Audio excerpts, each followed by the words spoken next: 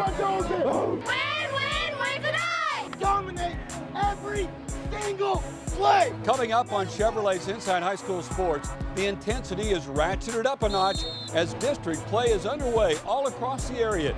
And there are a number of intriguing matchups, including a big showdown in Kingwood. Plus, our Chevy Spotlight takes us to Clear Springs, where the Chargers have high hopes this season.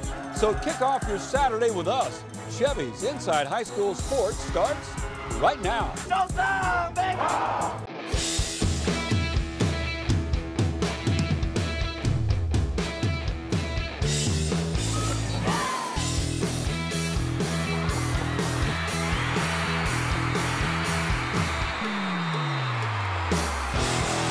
Chevrolet's Inside High School Sports is brought to you by the Houston area Chevy dealers. Visit your nearest Chevy dealer to test drive our award-winning products.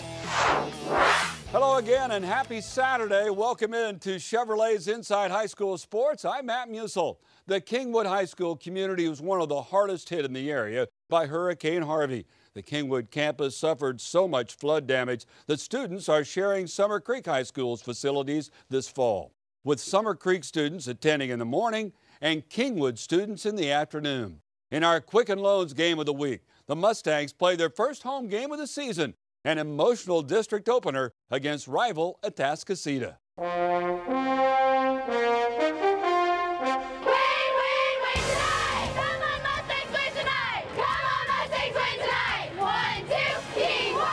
Atascocita taking on Kingwood, and the Mustangs cheerleaders are hoping for a win as players wear helmet stickers that read Kingwood Strong against a tough Atascocita squad. Let's go! On the opening drive, Atascocita quarterback Jack Rowe keeps it on the read option. He rumbles 22 yards, plows his way into the end zone for the game's first touchdown. Still in the first, DeCarlos Demoretti keeps his balance and scores from 7 yards out.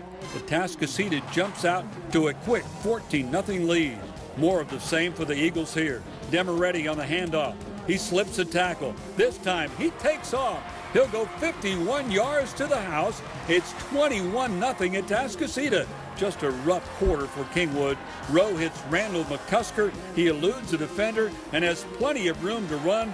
35-yard touchdown pass as the Eagles are rolling. Still in the first quarter, more problems for Kingwood. T.J. Thomas blocks the punt for Atascocita.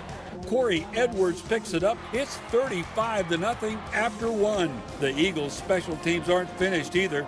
Alex Morris blocks it this time. He scores. It's all Atascocita in this contest as Atascocita wins 63-7. The Dickinson Gators taking on the Mustangs of Friendswood. And in the first quarter, Dickinson's defense putting on a show. Jerry Booker with a sack on Jared Hurst.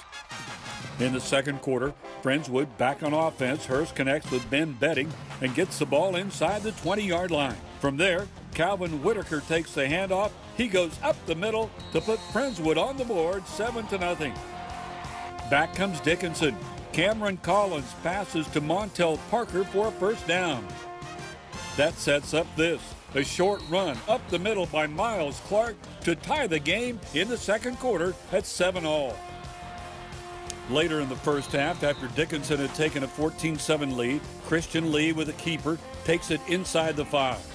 Then Whitaker again up the middle to make it 14-14 at the half.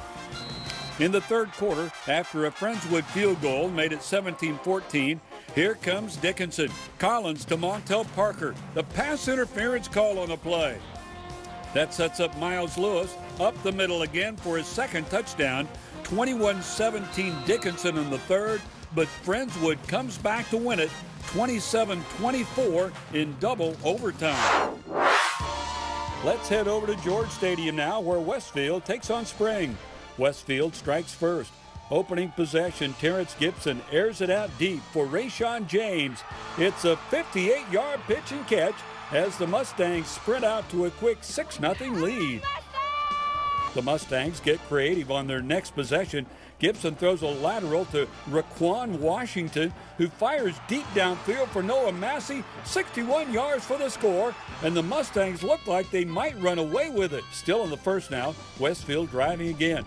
Gibson keeps it heads to the house, but he coughs up the football at the goal line and Spring recovers. That's a huge momentum-changing play for the Lions. This game is still 12-0 Westfield in the third when Spring gets on the board. Clifton McDowell struggles with a snap, but he finally controls and then finds Garvey Pearson down the near sideline. 47 yards later, it's a 12-6 Westfield lead. Fourth quarter now, Willie Smith takes a direct snap for Spring.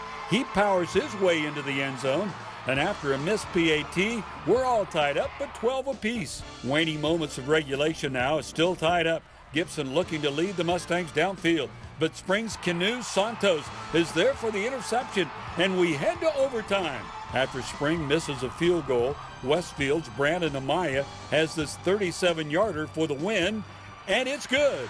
And the Mustangs win a thriller over Spring. 15-12 is the final. Over at Road Stadium, straight Jesuit taking on Cinco Ranch. This one, a tale of two halves. The first half belongs to Cinco. Zach Easterly hits Brant Keithy, and Keithy does the rest. He just gets the pylon for a 13-yard score. It's 7-0 Cougars. More Easterly now. He scrambles, gives Tanner Redmosky time to get wide open in the middle of the field. It's a 51-yard scoring strike, and Cinco Ranch goes up 14-0 after one. In the second quarter, Easterly lofts up the pass to Devin Staten, and Staten goes up for the nice grab in the end zone. Cougars up 21-0 at the half. But the Crusaders come roaring back in the fourth quarter. Michael Hansen hooks up with Seth Jones for a 13-yard touchdown pass, and it's 21-6. But Strake isn't finished. Michael Wiley finds his way into the end zone from 6 yards out, and it's a 21-13 game. Late in the game now, Strake facing a 4th and 1. Crusaders need to convert, but Hansen's pass falls incomplete, and Cinco Ranch escapes with a nail-biting 21-13 win over Strake.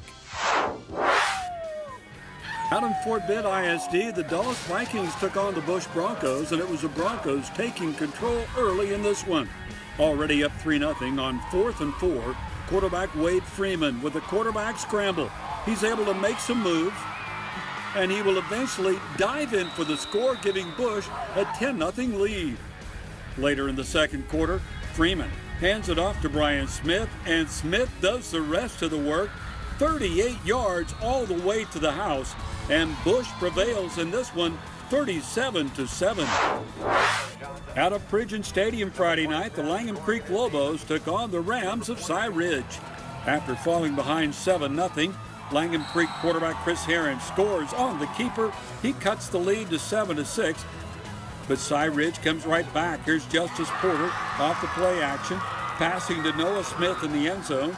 The Rams go up 14-6. Cy Ridge was up 21-6 at halftime, but the Lobos come back to win it 46-28. Now let's move to the private ranks as St. Pius X hosted Rudder High School from Bryan. And Texas A&M commit Grant Gunnell had another big night. He threw for this early score to Jacob Jefferson. Later, check out the trickery. Gunnell laterals back to his tackle, Tyler Vrabel, who rumbles in for the score. Tyler Vrabel is Texans defensive coordinator Mike Vrabel's son. After scoring the touchdown, the celebration continues as Tyler dunks the football over the crossbar, and St. Pius wins it 49-0. There were a lot of good games across the area last night, but don't go away. When we come back, we'll have highlights from Thursday night's action, including a big matchup out in Cypress. And we'll head to Clear Spring to take a closer look at the Chargers. Stay right there. The Game of the Week was brought to you by Rocket Mortgage, the fast, powerful, completely online way to get a mortgage by Quicken Loans. Apply simply, understand fully, mortgage confidently.